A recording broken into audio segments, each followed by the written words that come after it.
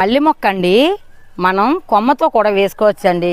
చక్కగా వీటిని ఒక కొమ్మ వేసుకొని నాటుకుని కూడా మనం మొక్కల్ని పెంచుకోవచ్చు. లేదు అంటే కాపు అయిపోయాక దీన్ని రీపాట్ చేస్తాం కదండి, అప్పుడు ఒక్క మొక్కనే 4-5 మొక్కల కింద కూడా విడదీసుకోవచ్చు. కొమ్మ వేస్తే వచ్చే మొక్కకి ఇంతకంటే సులువైన మొక్క ఏముంటుంది చెప్పండి. మనకి ఎప్పుడు పువ్వులు పుయ్యాలంటే కూడా ఎప్పటికప్పుడు ఇలా ఆకు దూసుకొని కంపోస్ట్లు ఇస్తే వర్షాకాలంలో కూడా కొన్ని పువ్వులు అయితే పూస్తాయండి. ఎక్కువ పూస్తాయని అనను, కానీ మనకి ఎప్పుడు కూడా మల్లె పువ్వులు అయితే పూస్తాయి. ఇలా మనకి ఏది సులువు అనిపిస్తే అలా మనం ఉపయోగించుకుని ఈ మల్లె మొక్కలను అయితే ప్రతి ఒక్కరూ పెంచుకోండి. చక్కటి పువ్వులు పూస్తుంది. అలానే చూశారు కదా నిన్నటి వీడియోలో నేను ఈ చెట్టు అయితే బాగా పూస్తుందండి.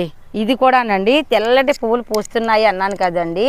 ఇదిగోనండి ఇలా పూస్తున్నాయి. భలే ఉంది కదా చూడటానికి. గిన్నె మాల